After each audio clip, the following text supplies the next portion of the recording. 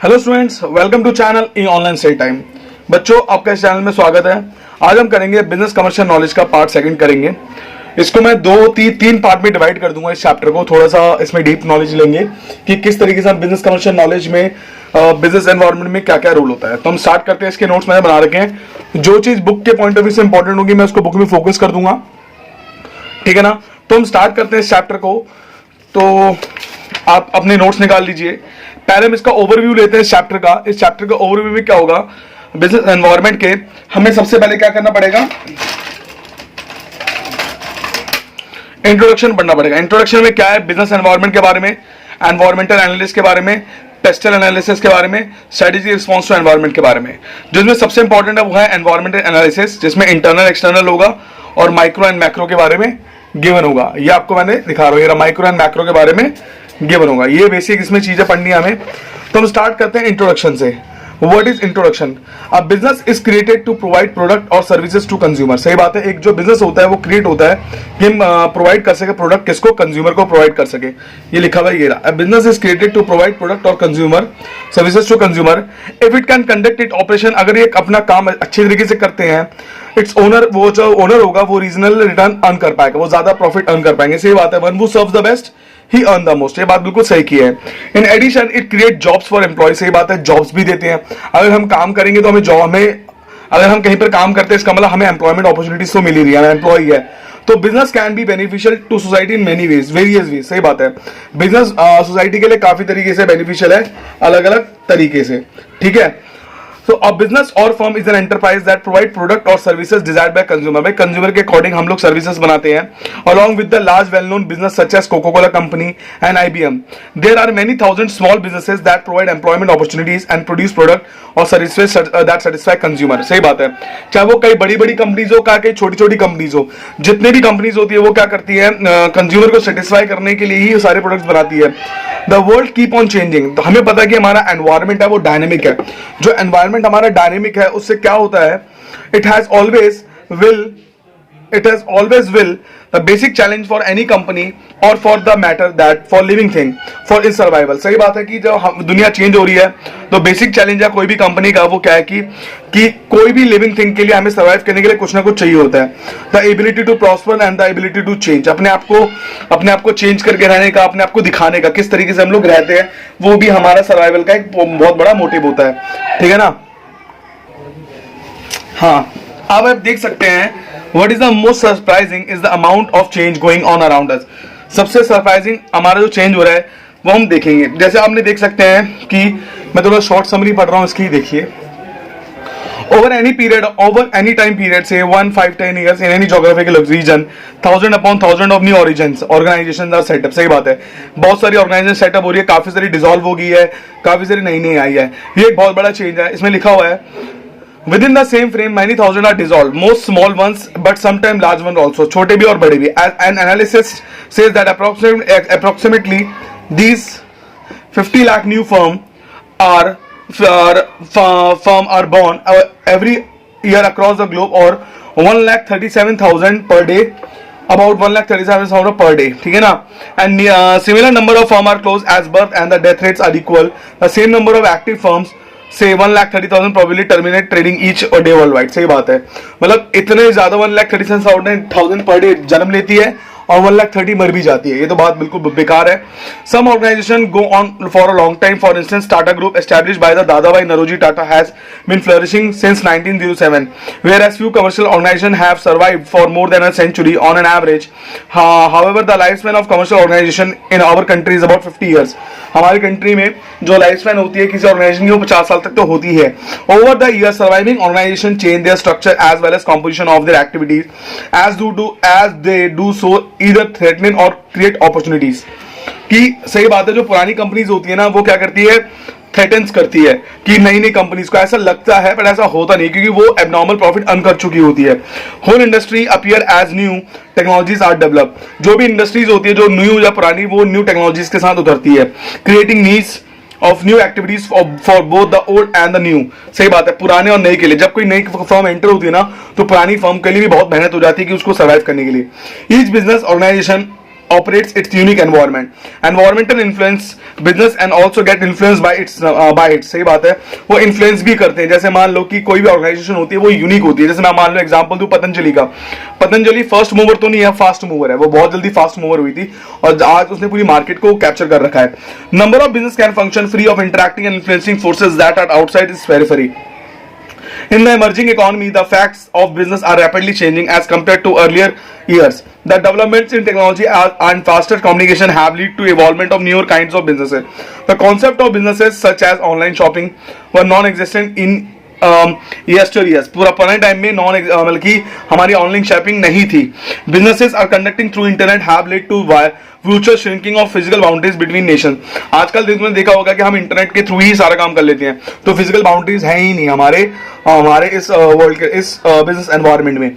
तो ये तो बेसिक, मैंने जो इंट्रोडक्शन दिया था बेसिक था, इसमें से कोई क्वेश्चन नहीं आता, ये आपकी बेसिक नॉलेज के लिए है. तो मैं इसमें से एक दो चीजें बताना चाहूंगा जो मैं खुद से बताना चाहूंगा. अब इस बात को ध्यान रखना, इस चैप्टर में ये बात बहुत इंपॉर्टेंट है, इसको आप बिल्कुल ध्यान से देखिए. मान लीजिए ये ए है, ये एबीसी एनालिसिस कंपनी है, ठीक है. एबीसी एनालिसिस कंपनी में डार्क पेन से लिखता हूं, ये एबीसी एनालिसिस कंपनी है, ठीक है ना. तो क्या हुआ कि इन्होंने एक प्रोडक्ट बनाया और ड्यू टू डायनेमिक एनवायरनमेंट क्या हुआ, प्रोडक्ट चेंज हो गया. अब इनको ये बात 3 महीने पहले से पता लगी. इन्होंने क्या करा, प्रोडक्ट को चेंज करा, न्यू प्रोडक्ट बनाया और पुराने प्रोडक्ट के साथ बाय 1 गेट 1 फ्री कर दिया. तो क्या करा, इन्होंने एनवायरनमेंट को स्कैन करा, अर्ली थ्रेट्स पहचाने. अर्ली थ्रेट्स को पहचानना ही बोलते हैं हम लोग, क्या बोलते हैं कि बोलते हैं एनवायरनमेंट स्कैनिंग. क्या बोलते हैं, एनवायरनमेंट स्कैनिंग. यही चीज आपको समझनी है. बेसिकली क्या है कि बिजनेस हमारा कैसे चलता है. ये बहुत इंपॉर्टेंट बात मैंने बताई है कि अर्ली थ्रेट्स को पहचानना, अर्ली थ्रेट्स को पहचान के उसके बारे में चलना, उसके बारे में सोचना. एक शॉर्टकट मैं बता देता हूं, वो आपको करना ही करना है. ये 5 बातें बिल्कुल ध्यान रखेंगे तो चैप्टर बिल्कुल क्लियर हो जाएगा. शॉर्टकट बता रहा हूं 5 बातों का. ये 5 बातें कौन सी है, पहला है IMRANN. ये ए नहीं है, शॉर्टकट है इमरान. जैसे इंक्रीजिंग कंपटीशन, हमें पता है कंपटीशन बहुत बढ़ रहा है, हमें पता है कंपटीशन हमारा हद से ज्यादा बढ़ रहा है. जब जो कंपटीशन लेवल है हमारा वो हद से ज्यादा है, जिसकी वजह से क्या होता है, हम लोग अपने बिजनेस में सर्वाइव नहीं कर पाते.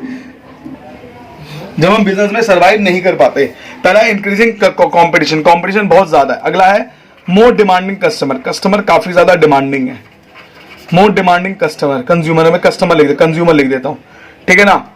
ये बहुत ज्यादा हमारा जो हमारी इकोनॉमी बिजनेस एनवायरनमेंट फेस करती है.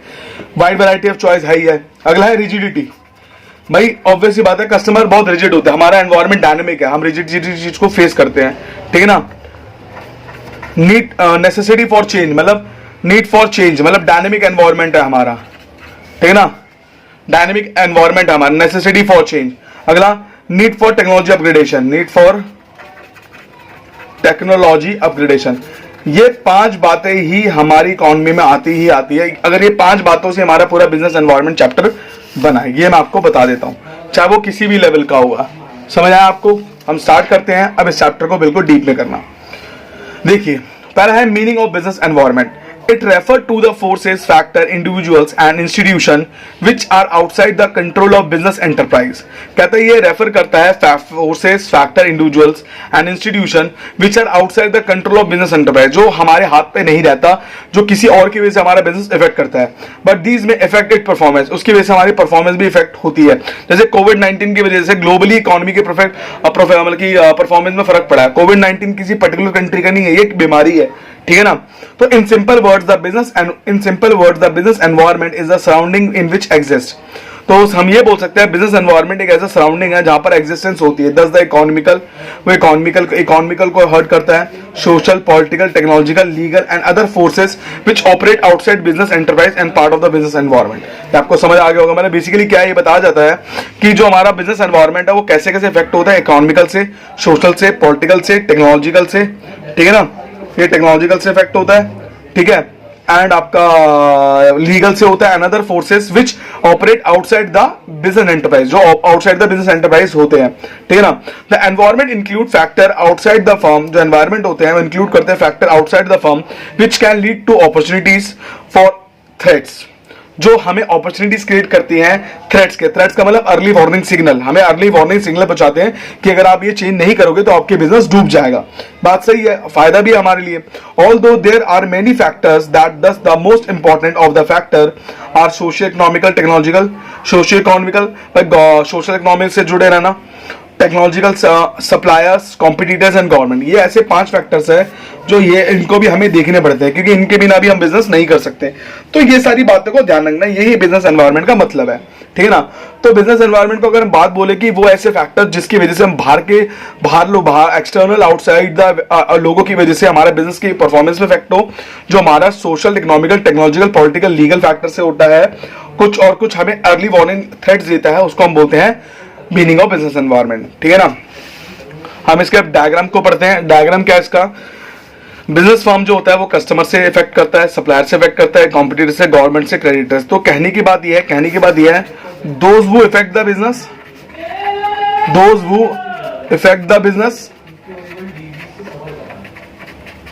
And the business is affected by whom, ठीक है। अगला, modern authors include both internal and external forces. जो मॉडर्न ऑथर्स होते हैं वो इंक्लूड करते हैं both internal as well as external forces को भी इंक्लूड करते हैं। ये दोनों बहुत बहुत इंपॉर्टेंट है।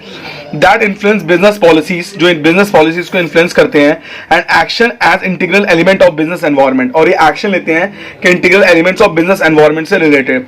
एनवायरनमेंट स्कैनिंग रेफर्स टू, जो मैंने बताया था, environment scanning refers to complete awareness बताना, कि पहले से अर्ली वार्निंग सिग्नल्स को बताना, and understanding of business environment को समझना विद कि मान लो फ्यूचर में अगर कोई भी प्रॉब्लम आनी चाहिए तो हमें पहले से ही पता लग जाए, कि ये ना हो कि हमें बाद में पता लगे हमारा बिजनेस डूब जाए। तो इसका मतलब क्या होता है? Environment scanning refers to the complete awareness and understanding of business environment. With environment scanning business enterprise can anticipate the effect of environment forces and factor on the enterprise. सही बात है, वही बात बताई है जो मैंने बता दी है कि पहले से ही हमें उस थ्रेट्स के बारे में पता लगा लेना, जिससे हमें दिक्कत ना हो। समझ आ गया? अगला, characteristics of business environment. Characteristics क्या होता है बिजनेस एनवायरनमेंट के? पहला होता है कॉम्प्लेक्स। कॉम्प्लेक्स क्या होता है? बहुत ज्यादा मुश्किल। It is very difficult to understand the impact of business environment. सही बात है, बहुत मुश्किल होता है ऑन द कंपनीज के ऊपर। Although it is easy to scan हम आसानी से कर सकते हैं, समझना बहुत मुश्किल है the environment, but it is very difficult to know how these changes will influence the business decision. कभी कभार क्या होता है, हमें यही नहीं पता होता ये जो चेंजेस आ रहे हैं वो हमारे लिए कितने अच्छे हैं और कितने बेकार है। सम टाइम चेंज में बी माइनर, कभी कभार छोटा होता है, but it might have a large impact. For example, छोटा चेंज भी लार्ज इंपैक्ट होता है। For example, mobile phones making music system, computers, book obsolete. सही बात है, आजकल मोबाइल फोन के अंदर ही सब कुछ मिल रहा है, तो बुक्स ऑब्सोलेट होता है माइनर सा चेंज, पर क्या हो रहा है? इंपैक्ट तो बहुत लार्ज इंपैक्ट कर रहा है ना। A change in government policies to increase the tax rate by 5% may affect the income of company by large amount। सही बात है, कभी कभी 5%, 500 भी होता है, कभी 5 करोड़ भी होता है, कभी 5 बिलियंस भी होता है, कुछ डिफरेंट कंपनीज के टर्नओवर पे डिपेंड होता है। ये है कॉम्प्लेक्स का मतलब। अगला है डायनामिक। डायनामिक क्या होता है? Change according to the environment. जैसे मान लो पुराने जमाने के टीचर्स धोती पहन के पढ़ाते थे, आज जींस पैंट पहन के पढ़ाते हैं, कि एनवायरमेंट के हिसाब से चेंज हुआ ना। तो वही है, कंपनीज में भी एनवायरमेंट के हिसाब से बदलाव होते रहते हैं। अब मैं एग्जांपल ले लूं मोबाइल फोन का, पहले टच वाले थे, पहले कीपैड थे, फिर टच हुआ, टच से एंड्रॉइड हुआ, आज बहुत बहुत हाई लेवल हो गया है। तो the environment is constantly changing in nature, it is highly flexible and keep changing, it is not static, कभी सेम नहीं रहता और rigid. That is why it is essential to monitor and scan the business environment continuously, कभी बार बार change करना पड़ता है। For example, film industry generates revenue from ringtones, caller tunes rather than scale of music CD. सही बात है, वो आजकल सीडी से ज्यादा वो रिंगटोन्स में ज्यादा रेवेन्यू जनरेट करते हैं। कोई डाउट है आपको इसमें? ये बहुत इंपॉर्टेंट लाइन है, इस पे ध्यान देना। अगला specific forces and journal forces. What is specific force and journal force? Business environment include both specific and journal forces. Specific forces affect business enterprise directly, ये डायरेक्टली इंपैक्ट करता है, ये डायरेक्टली हिट करता है, ठीक है ना। और and immediately in their day to day working में this include supplier, customer, investor, general forces. मतलब कि सप्लायर, कस्टमर, इन्वेस्टर होते हैं ये वाले, ठीक है ना, सप्लायर, कस्टमर, इन्वेस्टर। और ये कौन से होते हैं? Technological, legal, social, economical and technological, legal, social, environment और कौन सा होता है? पॉलिटिकल। सॉरी, 5 चीजें होती है, ठीक है ना। General forces, social, political, legal, technological condition have impact on the enterprise and affect individual firm or and only indirectly। ये indirectly को indirectly impact करता है हमारे जनरल फोर्सेस को, ठीक है ना, हमारे बिजनेस एनवायरनमेंट को। आगे हम चलते हैं। मल्टीफैक्टेड क्या होता है? Changes in environment is totally depend on the observer. Changes जो एनवायरनमेंट होता है टोटली डिपेंड होता है हमारे ऑब्जर्वर पे।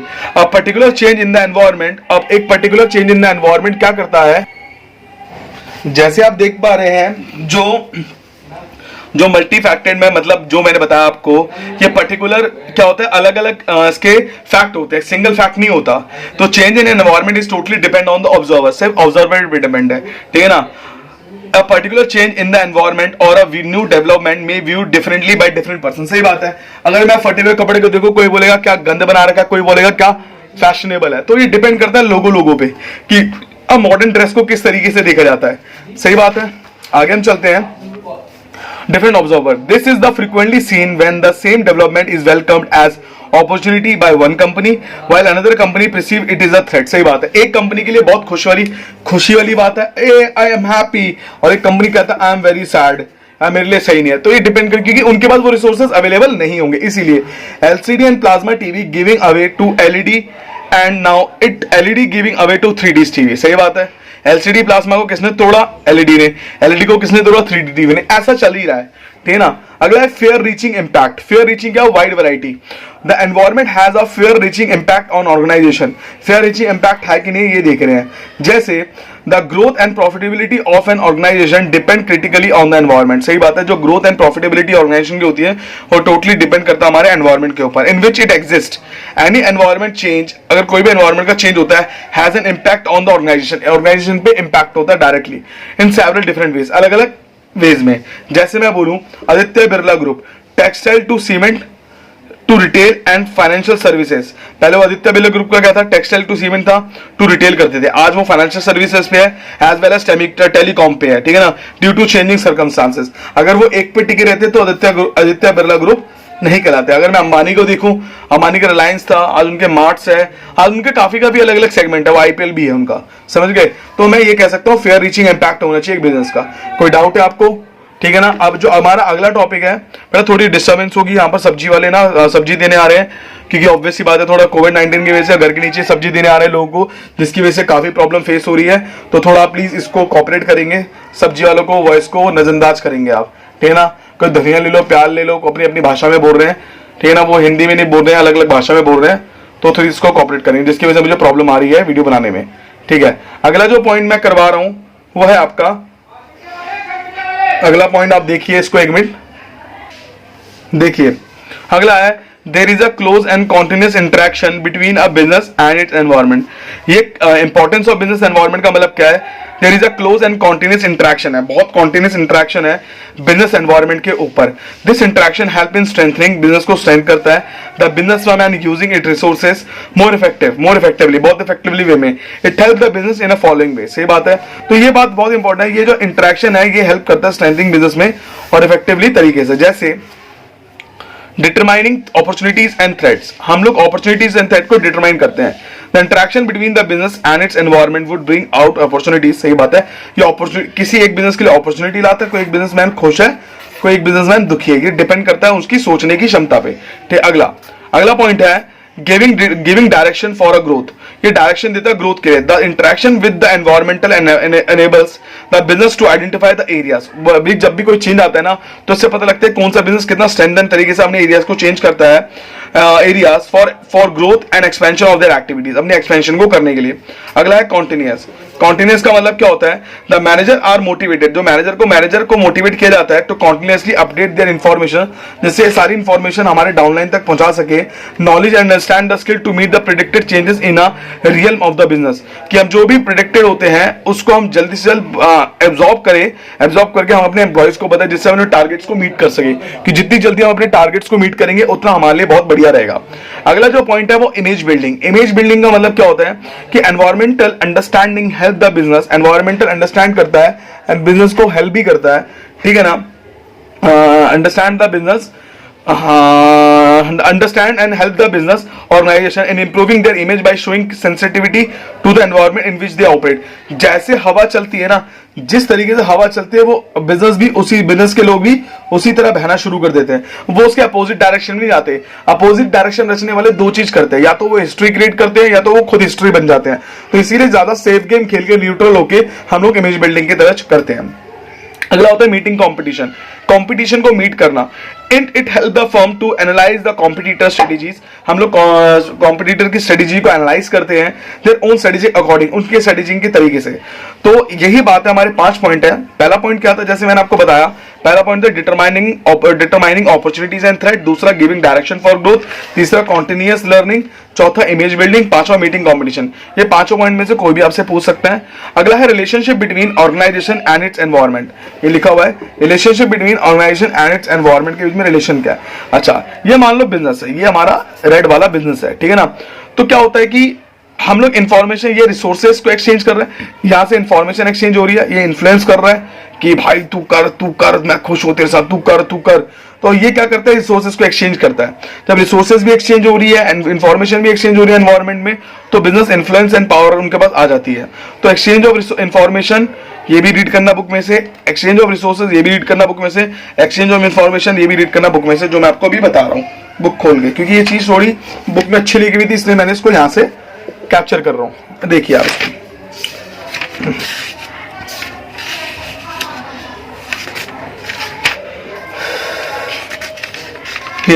एक्सचेंज ऑफ इंफॉर्मेशन, इसका मतलब क्या है, कहता है the organisation scan the external environment, organisation क्या करते हैं, हम स्कैन कर लेते हैं एक्सटर्नल एनवायरनमेंट को, बहुत जल्दी स्कैन कर लेते हैं, देयर बिहेवियर, उसके बिहेवियर को, and changes generate important information and uses is planning, decision making and control purposes. सही बात है। एक्सचेंज ऑफ इंफॉर्मेशन का मतलब क्या होता है कि जो ऑर्गेनाइजेशन होता है वो एक्सटर्नल एनवायरनमेंट को स्कैन कर लेता है, जिससे क्या होता है सारी इंफॉर्मेशन गैदर करके उनकी प्लानिंग, डिसीजन मेकिंग, कंट्रोल को ले लेता है, जिससे क्या होता है हम एक्सटर्नल एनवायरनमेंट से कोई डर नहीं लगता, हम उसको अपॉर्चुनिटीज की तरह देखते हैं। तो हमारी जो भी इंफॉर्मेशन होती है वो हम लोग क्या करते हैं, इकोनॉमिक एक्टिविटी की तरह यूज करते हैं, मार्केट कंडीशन देखते हैं, टेक्नोलॉजिकल डेवलपमेंट देखते हैं, सोशल देखते हैं, डेमोग्राफिक फैक्टर देखते हैं, जिससे कि क्या हो, कोई भी हम लोग गलतियां ना करें और हम लोग प्रोजेक्ट करंट इंफॉर्मेशन के हिसाब से हम सारी चीजें को गैदर कर सके। और इससे क्या होगा, हमारी जो इंफॉर्मेशन जो भी हम लोग ले रहे हैं वो हमारी प्रॉब्लम ऑफ अनसर्टेनिटी और कॉम्प्लेक्सिटी ऑफ एनवायरनमेंट को दूर करे, यही हम लोग चाहते हैं।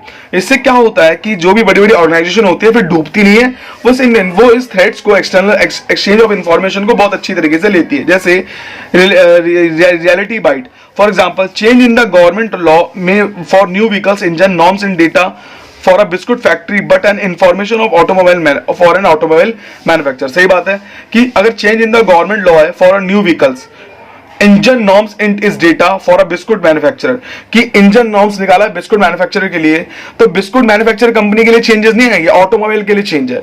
समझ आ गया कि बिस्कुट वालों को, बिस्कुट मैन्युफैक्चर को बोलोगे आपको जिस ट्रक में आप सामान लाते हो तो वो ट्रक ऐसे इस तरीके से होना चाहिए, तो बिस्कुट के लिए नहीं गया, ये ऑटोमोबाइल के लिए चेंजेस हुआ। ऑटोमोबाइल वाले ने, बिस्कुट वाले ने ऑटोमोबाइल वाले को बताया, जिससे वो भी अपने चेंजेस कर सके। यही रियलिटी है हमारी एक्सचेंज ऑफ इंफॉर्मेशन की। अगला है exchange of resources. What is exchange of resources? The organisation receive input, जैसे ऑर्गेनाइजेशन को इनपुट रिसीव होता है, जैसे फाइनेंस, पैसा, मटेरियल, मैन पावर, इक्विपमेंट, ये पता होगा आपको, etcetera, from the external environment, बाहर से, through contractual and other arrangement, जैसे तैसे खरीदते हैं। The resources are often categorise as 5M, man, money, method, machine, material. 5M कौन कौन से होते हैं आपका होता है, मैं लिख देता हूं यहां पर, 5M कौन से हमारे, 5M man, money, material, method and machine, ये हमारे 5M होते हैं, ठीक है ना। अब इन पांचों एमओ को मैंने क्या करा, कवर कर लिया. It sustain itself by employing the above input for involving and producing output और product and services. The organization interact with factor market for a purpose of getting its input. It competes sometimes old and collaborates sometimes with other organization in process of ensuring and consistent supply of input. सही बात है कि resources हम लोग consistent चाहते हैं. अगर हम कोई भी business को चला रहे हैं तो हमें resources consistent चाहिए, जिससे क्या होगा, हम अपने this is an interaction process perceiving the needs of external environment. ये interaction process है कि external environments की needs को पूरा कर सके to satisfy the expectation and demand of a clientele. हम लोग जो demand को, उनकी supply को पूरा कर सके ग्रुप्स की, such as customer, employ, share holder, creditor, supplier, local community, general public and so on. ठीक है, समझ आया आपको? तो ये सब चीजें हमें देखनी बहुत जरूरी होती है. हम इनको एक बार देख ले तो हमारा काम बहुत आसान हो जाता है. कोई डाउट आपको? अगला है एक्सचेंज, इन्फ्लुएंस एंड पावर. हम लोग एक्सचेंज, इन्फ्लुएंस एंड पावर करते हैं. जैसे another area of organizational environment interaction is in the exchange of influence and power. The external environments hold considerably power over the organization both by virtual of being more inclusive so as by virtuing of its command over resources. कि हम ये देखते हैं कि हम कितने influence होते हैं resources and exchange of information से, और एक्सचेंज ऑफ इन्फॉर्मेशन से एंड एक्सचेंज ऑफ रिसोर्सेज से हम कितने इन्फ्लुएंस होते हैं, हम कितनी पावर कन्वर्ट कर पाते हैं. तो ये चीज हमें बताई गई है इसमें कि कैसे हम लोग एक्सचेंज ऑफ पावर कर रहे हैं, एक्सटर्नल एनवायरनमेंट से कैसे हम considerable power over the organisation हम किस तरीके से चला रहे हैं. ठीक है ना. इंफॉर्मेशन इनपुट, इट ऑफर, ये क्या ऑफर करता है? It offer range of opportunities देता है, रिवॉर्ड्स देता है, hand set of a constant threats, ये सब कुछ दे रहा है. थ्रेट्स भी दे रहा है, अपॉर्चुनिटीज भी दे रहा है. ये इन्फ्लुएंस तुम्हें डिपेंड करता है तुम किस तरीके से लेते हो. जैसे एग्जांपल लेता हूं मैं इसका, रियलिटी बाइट. एफएमजीसी कंपनी कौन सी होती है? पतंजलि वाली. Endorse by Baba Ramdev, is now a big player in the industry. सही बात है. And giving tough competition to well established FMGC like HUL, Godrej, Dabur, PNG. Now people prefer Ayurvedic product over chemical product. Patanjali success has taken to a position where it can influence the market surely. सही बात है. Patanjali gathered information from the market competitors about the public preferences and demand and used it to fulfill through modification in existence product and for launching a new product. सही बात है. उन्होंने देखा कि लोग केमिकल ज्यादा प्रेफर नहीं करते, लोग डिमांड करते हैं किसकी? आयुर्वेदिक की. और पतंजलि ने इस चीज को बीट कर दिया पूरे वर्ल्ड में. ठीक है, समझ आया आपको? होप सो आपको तीनों पॉइंट समझ आए होंगे. अगला हम चलते हैं. अगला जो हमारा पॉइंट है वो है organisational response to its environment. क्या क्या ऑर्गेनाइजेशनल रिस्पॉन्स है हमारे एनवायरनमेंट के टुवर्ड. जैसे 3 business classes of response are describe below. 3 business class के हम लोगों ने डिस्क्राइब कर रखा है. पहला पॉइंट क्या है हमारा? Administrative response. एडमिनिस्ट्रेटिव रिस्पॉन्स होता है टॉप लेवल रिस्पॉन्स. तो टॉप लेवल के हिसाब से सोचना इस पॉइंट में, अपने आप ही लर्न हो जाएगा. The most common organisation response to the environment are administrative. ये एडमिनिस्ट्रेटिव रिस्पॉन्स है. दिस इंक्लूड्स द फॉर्मेशन और clarification of the organisation mistaken. ये बताता है कि इंक्लूड करता है हमारा फॉर्मेशन और क्लैरिफिकेशन देता है कि हमारे ऑर्गेनाइजेशन मिशन का, कि हमारे ऑर्गेनाइजेशन का मिशन क्या है. ठीक है, ये वाला पॉइंट. ठीक है ना. अगला, the development of objective, policies and budget are the creation of scanning unit. ये क्या करते हैं? हमारे क्रिएशन होते हैं हमारे स्कैनिंग यूनिट्स के. ठीक है. These response can be either proactive और रिएक्टिव. ये क्या होते हैं? हमारे रिस्पॉन्स प्रोएक्टिव होते हैं और रिएक्टिव होते हैं. At defining the organization purpose and key task in relationship to particular environment. ये की टास्क होते हैं हमारे पर्टिकुलर एनवायरनमेंट के ऊपर. कोई डाउट आपको इसमें? अगला है कॉम्पिटिटिव रिस्पॉन्स. कॉम्पिटिटिव रिस्पॉन्स का मतलब क्या होता है? Competitive response to the environment typically are associated with for the profit.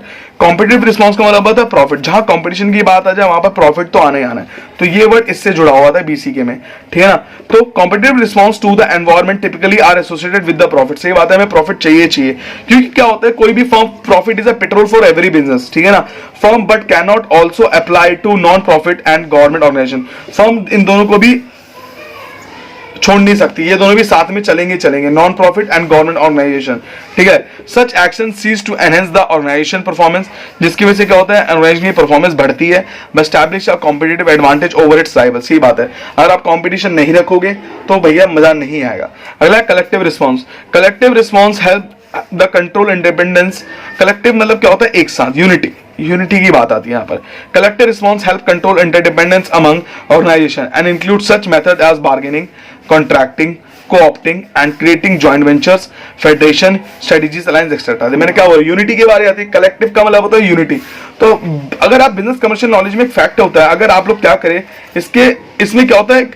Vocabulary होती है, इसकी वोकैबुलरी जिसकी स्ट्रांग होगी, बिजनेस कमर्शियल की कोई डिक्शनरी नहीं होती है, एक वोकैबुलरी फॉर्म जिसकी वोकैबुलरी स्ट्रांग होगी ना, वो इस बिजनेस कमर्शियल नॉलेज में स्कोर बहुत अच्छे तरीके से करेगा। तो मैंने आपको ऑर्गेनाइजेशन के बारे में पूरा बता दिया है। तो आप एक काम करिए, तब तक मेरे चैनल को सब्सक्राइब करिए, शेयर करिए, बेल आइकन दबाइए, जिससे क्या हो, मैं अपनी नेक्स्ट वीडियो में इसका पार्ट सेकंड लाऊंगा। पार्ट सेकंड से हम शुरू करेंगे, वो हम करेंगे एनवायरमेंटल इन्फ्लुएंस ऑन बिजनेस से। सो तब तक के लिए हम काम करते हैं। गुड बाय, टेक केयर, अपना ख्याल रखें और घर में सेफ रहे।